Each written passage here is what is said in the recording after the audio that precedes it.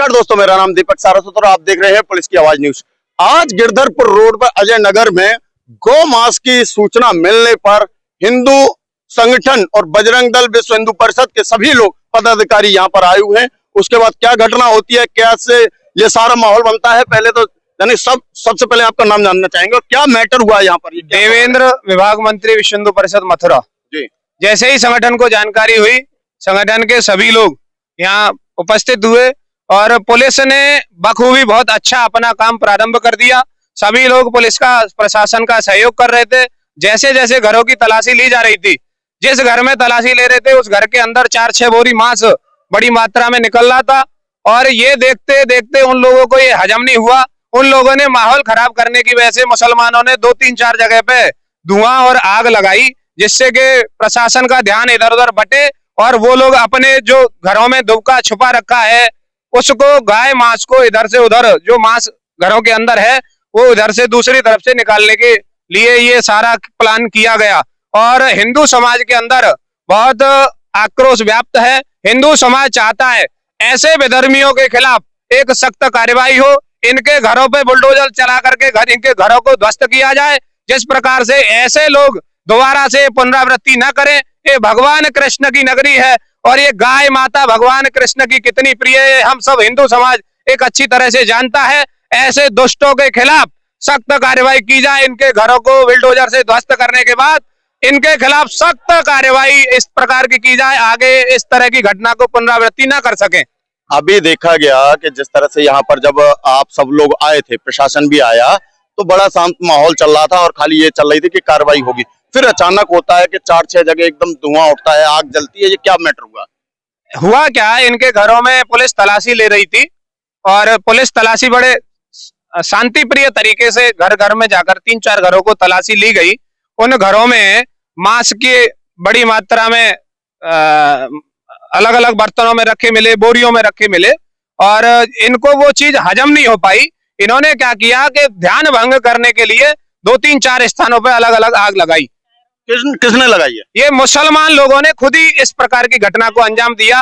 Tyre है, polythene है, ऐसा उनमें जो कबाड़ा है पॉल्यूशन करने के लिए, वहां खड़े हुए लोगों को सांस भी नहीं ली जा रही। इस प्रकार का प्रदूषण वहां इन्होंने किया, जिससे पब्लिक का और प्रशासन का ध्यान बट जाए और हम जो काम कर रहे हैं उसको, जो मौके पे है उसको हम वहां से छुपा दें। अच्छा, ये बताइए कि किस तरह से आपको सूचना मिली थी कि यहाँ गौ कशी हो रही है, या क्या इनको लाइसेंस है किसी तरह का मांस बिक्री करने का? बिल्कुल किसी प्रकार का कोई लाइसेंस नहीं है। ये लोग कबाड़े का काम करते हैं और कबाड़े की आड़ में गाय माता को काट करके और ये गौ मांस की एक बहुत बड़ी तस्करी करते हैं। पिछले 6 महीने से अपने कार्यकर्ता इस काम में लगे हुए थे।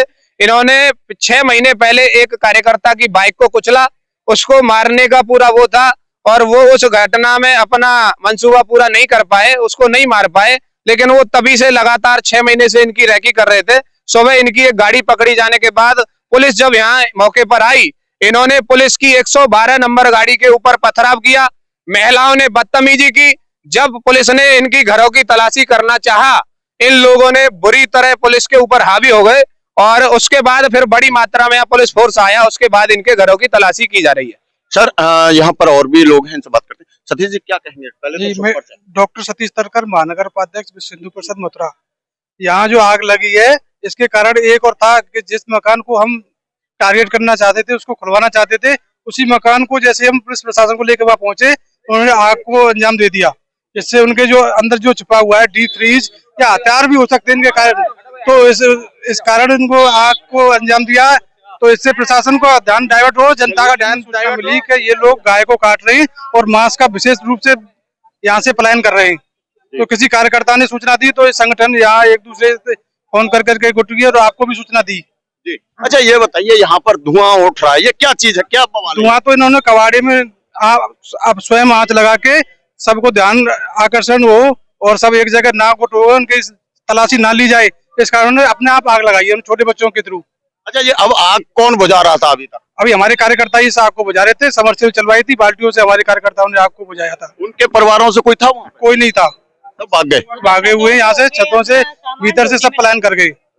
बहन जी, क्या कहेंगे आप, क्या घटना है? मैं चौधरी सत्यवती। ये जैसे सुबह सूचना मिली थी तो उसके आधार पे प्रशासन आया था, तो प्रशासन ने यहाँ 4-6 बोरे जो मीट के मिले थे तो उनको जो ले गए। उसके बाद में जो इस्लाम नाम का एक व्यक्ति था जिसके घर में कट रहा था, हम और उसके साथ में एक महिला थी, उसको लेके हम नरौली थाना भी गए, वहाँ हमने तहरीर भी दी।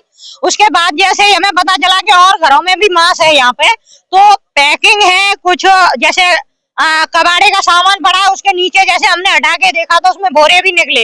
वही मकान नहीं, ऐसे कई मकान हैं जिनमें बोरे भी निकाले जा रहे हैं, कहीं फ्रिजों में भरा हुआ है, कहीं भगोना में भरा हुआ है। जैसे ही उनको पता चला कि यहाँ पर प्रशासन और लोग ज्यादा इकट्ठे हो गए हैं, तो इन्होंने अपने घरों में जो टायर वगैरह होते हैं ना, पॉलीथीन टायर और जो कचरे का जो सामान होता है, उसमें इन्होंने आग लगाई, क्योंकि इसके कारण जब धुआं उठता है तो फिर लोग इधर उधर बटने लग गए।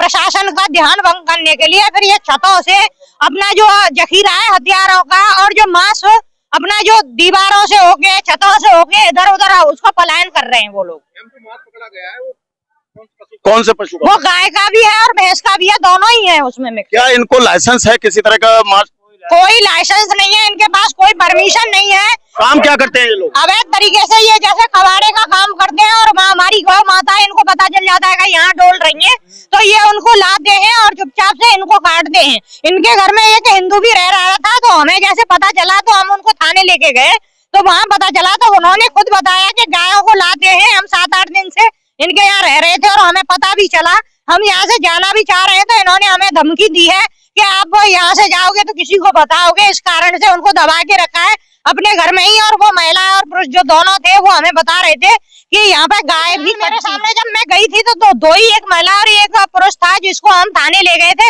लेकिन यहाँ बहुत बड़ा लोगों का एक गैंग है और यही काम होता है, यही काम नहीं, इनके साथ साथ यहाँ पे हथियार का भी काम होता है। क्योंकि मैं अभी जब स्कूटी से निकल रही थी तो बगल की गली से मैंने देखा कि कुछ ऐसे हथियार टाइप के जो लड़के वगैरह उनको लेके जा रहे थे। मैंने यहाँ पे आके लोगों को बताया भी है कि ऐसे पीछे वाली गली से मैंने कुछ लोगों को जाते हुए देखा है। तो अच्छा, माल पार कर रहे हैं? हाँ, गलियों से ये अपना अपना माल पार कर रहे हैं और धुआं करने का कारण भी यही था कि धुआं रहेगा, ध्यान बटेगा और अपना माल हम तब तक वहाँ से। अब आप देखिए, भगवान श्री कृष्ण की नगरी है जहाँ भगवान श्री कृष्ण ने गायों को चराया था, और ये आस्था का केंद्र है। यहाँ देश नहीं विदेशों से लोग आते हैं दर्शन करने। उस जगह पर उस गाय माता को, जिसको हमारे भगवान श्री कृष्ण ने पाला और जिस गाय को चरण किया, उस गाय का यहाँ पर अगर अभी किसी धर्म के ऊपर कुछ बोल दो तो फतवे जारी हो जाते हैं, हंगामा चालू हो जाता है, सर तन से जुदा के नारे लगने लग जाते हैं। लेकिन वही जब किसी दूसरे धर्म की ऐसी चीज को काटते हैं जिससे कि लोगों की भावना को आहत होती है, तब कोई मौलाना नहीं बोलता, कोई मौलवी नहीं बोलता, कोई और धर्म वाला नहीं बोलता। क्या सिर्फ हिंदू धर्म टारगेट करने के लिए पैदा हो गए? सिर्फ हिंदू धर्म को ही टारगेट करेंगे आप? अगर आपके धर्म को अगर कोई कुछ बोल दे तो आप कहते हो कि साहब हमारे ऊपर अत्याचार हो रहा है। क्या आप हिंदुओं के ऊपर अत्याचार नहीं कर रहे? जिस गौ माता को दुनिया पूजती है उस गाय को आप काटने का कार्य करते हो, मांस बिक्री का काम करते हो। जब आप कबाड़े का काम करते हो और उसकी आड़ में ये इस तरह की तस्करी का कार्य होता है, पुलिस प्रशासन को अब देखना होगा कि ये जो यहाँ पर जो लोगों में गुस्सा है, रोष है, इसको किस तरह से शांत किया जाएगा। क्योंकि ये अक्सर ब्रज नगरी में देखने को मिला है।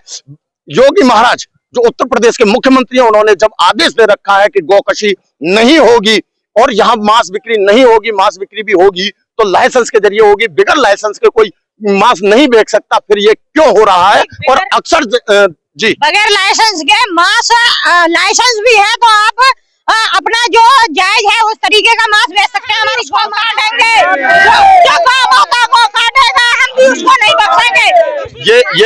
ये जहाँ जनता में रोष है और प्रशासन को इस ओर ध्यान देना होगा। और उन लोगों से भी मेरा निवेदन है कि भाई ऐसा कृत्य न करें जिससे कि आपस में मन मुटाव बढ़े। और जिस प्रेम की नगरी को प्रेम से जानती है दुनिया, यहाँ कोई संघर्ष या युद्ध न हो। इसी के साथ मैं अपनी कवरेज को यहीं विराम दूंगा। मैं दीपक सारस्वत, जय हिंद, जय भारत।